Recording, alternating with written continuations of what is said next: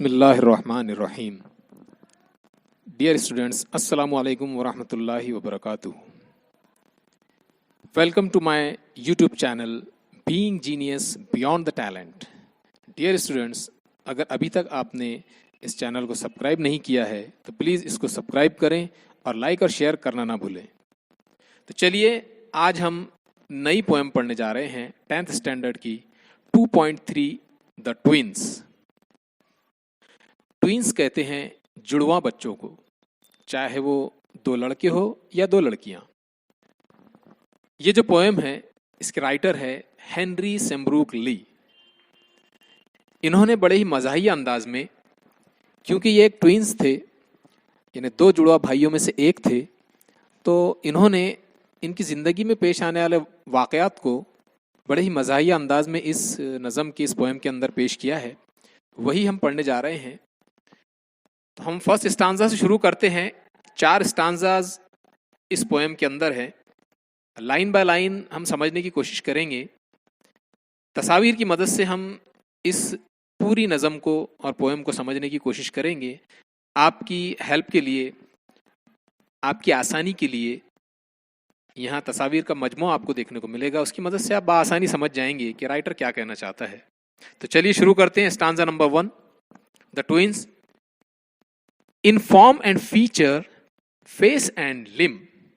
First line of the poem. पहली line के अंदर राइटर कह रहे हैं कि in form and feature, face and limb, यानी शक्ल सूरत, जसामत। फॉर्म एंड फीचर ये एक फ्रेज है जिसके मानी होते हैं जाहिरी बनावट, जिस्मानी साख्त या जसामत, जिसको हम कहते हैं उसे। तो राइटर कह रहे हैं कि इन फॉर्म एंड फीचर, यानी जाहिरी शक्ल सूरत और जसामत में, फेस एंड लिम, और चेहरा और लिम यानी कि उनके हाथ पैर, उनके आज़ा, ये तमाम चीजें।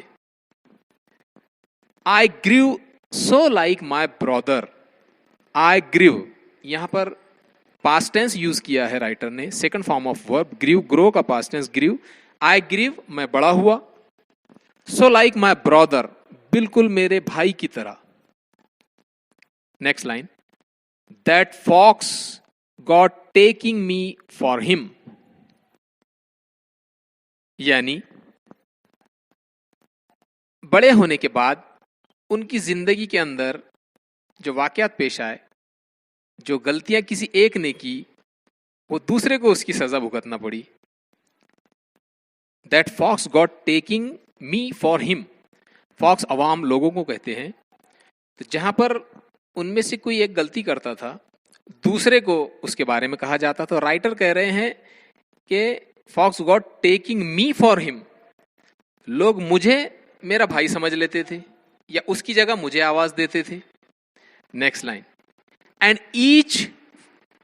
ईच फॉर वन अनदर, एक को दूसरे की जगह बुलाया जाता था या दूसरे को पहले की जगह बुलाया जाता था। इस तरह से लोग कंफ्यूज हो जाते थे और दोनों को समझ नहीं पाते थे कि इसमें से कौन क्या है, उनकी कोई पहचान बन नहीं पाती थी।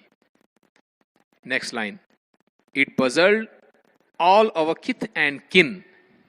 इट पजल्ड, पजल्ड यहां भी पास्ट टेंस यूज किया राइटर ने, परेशान कर दिया। पजल के मानी परेशान होने के होते हैं। तो इट पजल्ड, इसने परेशान कर दिया, ऑल अवर किथ एंड किन। किथ एंड किन कहते हैं रिश्तेदारों को, relatives.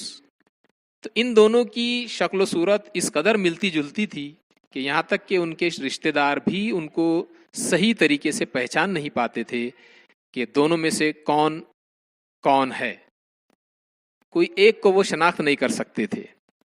Next line, it reached a fearful pitch, यहां तक कि ये चीज हद से ज्यादा आगे बढ़ गई। It reached a fearful pitch, बहुत ज्यादा, बहुत ऊंचाई तक, बहुत हद तक ये बात बढ़ गई। For one of us was born a twin, कि हम में से कोई एक हम शक्ल या जुड़वा पैदा हुआ था। फॉर वन ऑफ अस, हम में से कोई एक, वॉज बॉर्न अ ट्विन, हम शक्ल पैदा हुआ था, एक दूसरे का हम शक्ल पैदा हुआ था। Yet not a soul knew which, लेकिन कोई नहीं जानता था कि दरअसल हमशक्ल कौन है, यानी पहले कौन पैदा हुआ और उसका हमशक्ल कौन है। दोनों में से ये कोई बता नहीं सकता था कि पहले वाला दूसरे का हमशक्ल है या दूसरे वाला पहले का हमशक्ल है। इस तरह का कंफ्यूजन तमाम ही लोगों के अंदर था, खुद राइटर और उनके भाई में भी था। कोई समझ नहीं पाता था कि हमशक्ल दोनों में से कौन है। यहां पहला स्टांजा खत्म हुआ। Next stanza, one day to make the matter worse. One day, एक दिन, to make the matter worse. यहां पर राइटर ने कंपैरेटिव डिग्री इस्तेमाल किया है, वर्स। बैड पहली डिग्री है, पॉजिटिव डिग्री, उसका कंपैरेटिव है वर्स। बैड यानी बुरा और वर्स ज्यादा बुरा, बुरे से बुरा। तो वन डे, एक दिन, to make the matter worse, एक दिन तो मैटर बहुत ज्यादा खराब हो गया, बुरा हो गया। Before our names were fixed, इससे पहले कि उनके नाम फिक्स किए जाते। बिफोर अवर नेम्स, इससे पहले कि हमारे नाम, वेयर फिक्स्ड, तय किए जाते, दोनों के नाम रखे जाते इससे पहले। As we were being washed by nurse, जब वो दोनों को नर्स नहलाने के लिए ले जा रही थी। As we were being washed, या वो नर्स दोनों को नहला रही थी, by nurse. We got completely mixed, तो हम दोनों जो है कंप्लीटली मिक्स्ड हो गए। फर्स्ट टाइम, पहली मर्तबा जब नर्स ने दोनों बच्चों को दवाखाने में जो है नहलाने के लिए लेकर गई, तो वो दोनों भी मिक्स हो गए। समझ में नहीं आया कि पहला कौन है और दूसरा कौन। एंड दस, और इस तरह, you see by fate's decree, और इस तरह से आप देखते हैं कि बाय फेट, फेट कहते हैं किस्मत को, बाय फेट्स डिक्री, या तो ये किस्मत का फैसला था, और रादर नर्स विम, या तो फिर नर्स की भूल या गलती थी, या तो किस्मत की वजह से या नर्स की गलती की वजह से।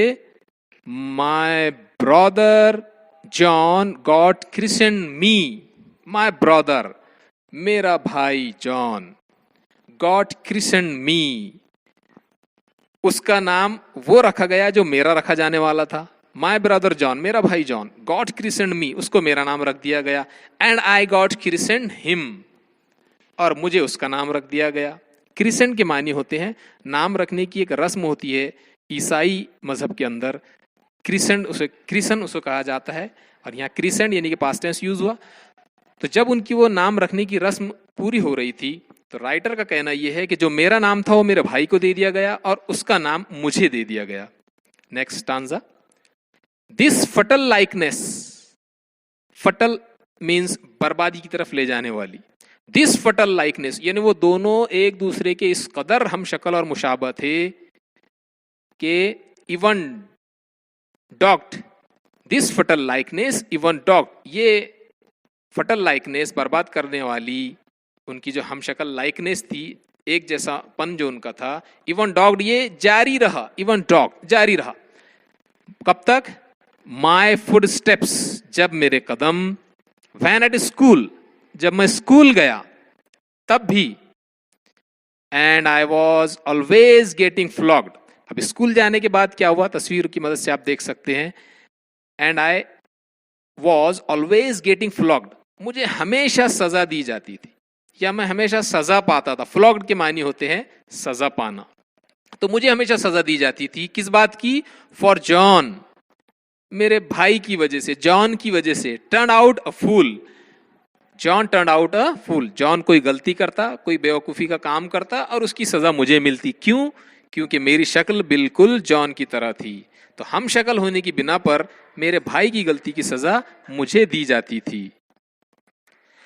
आई पुट दिस क्वेश्चन, मैंने ये सवाल सामने रखा। I put this question fruitlessly, बगैर किसी कामयाबी के। To everyone I knew, to everyone, हर एक के सामने मैंने वो सवाल रखा। आई न्यू, जिसे मैं जानता था, जिन लोगों को मैं जानता था जो मुझसे बड़े थे, उन तमाम लोगों के सामने मैंने वो सवाल रखा। और सवाल क्या था? नेक्स्ट लाइन में दिया गया है कि व्हाट वुड यू डू, आप क्या करोगे?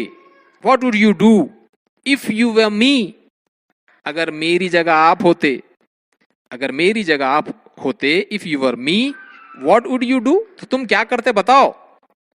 टू प्रूव, ये साबित करने के लिए, to prove that you were you, ये साबित करने के लिए कि यू वेयर यू, के आप हैं, इस बात को साबित करने के लिए आप क्या करोगे अगर आप मेरी जगह होते? ये सवाल मैंने हर किसी के सामने रखा, बट फ्रूटलेसली, मुझे इसका कोई जवाब नहीं मिला। Next line, our close resemblance turn the tide. हाँ, हमारी जो बहुत ज्यादा की ये मुशाबहत थी, जो हम एक दूसरे की तरह बिल्कुल नजर आते थे, टर्न द टाइड, ये भी फ्रेज है। इसके मायने होते हैं सूरत हाल का बदल जाना। तो इसकी वजह से सूरत हाल बहुत ज्यादा बदल गई आगे जाकर, राइटर का कहना है।